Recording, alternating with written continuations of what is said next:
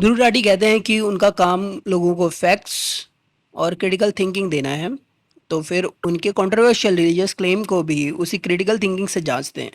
गोमूत्र वाले एक्सपेरिमेंट में बीटाडीन का कलर गायब हुआ, लेकिन आयोडीन रिएक्शन से यह साबित नहीं होता कि गोमूत्र और ह्यूमन यूरिन केमिकली सिमिलर हैं या गोमूत्र की पूरी मेडिसिनल वैल्यू खत्म हो गई है। एक एक्सपेरिमेंट को उसके एक्चुअल मेजरमेंट से ज़्यादा बड़ा कंक्लूजन देना साइंटिफिक नहीं है। फिर उनका कैन हिंदूज ईट बीफ वाला वीडियोस। एंशियंट टेक्स्ट में मीट कंजप्शन के रेफरेंसेस होना एक हिस्टोरिकल क्वेश्चन है, लेकिन कुछ हिस्टोरिकल एग्जांपल से यह ऑटोमेटिकली प्रूव नहीं होता कि आज करोड़ों हिंदूज की गाय के प्रति धार्मिक भावना सिर्फ हिपोक्रेसी है। दूसरी चीज, इसी वीडियो में राम, सीता और कृष्ण से जुड़े मीट और अल्कोहल कंजप्शन के क्लेम्स पर भी बड़ा विवाद हुआ।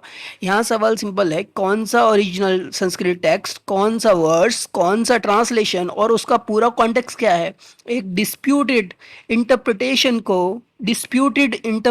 को एब्सोल्यूट फैक्ट की तरह पेश क्यों किया जा रहा है। उनके कई वीडियोस में हिंदू ट्रेडिशन को कास्ट, माइथोलॉजी, रिचुअल्स और हिस्टोरिकल प्रैक्टिस के कॉन्टेक्स्ट में क्रिटिकल डिस्कशन किया गया है। क्रिटिसिज्म करना गलत नहीं है, लेकिन अगर क्रिटिसिज्म में सिर्फ वही एग्जाम्पल्स चुने जाएं जो पहले से बनाई गई कंक्लूजन को सपोर्ट करते हैं, तो उसे बायस्ड कहा जाता है।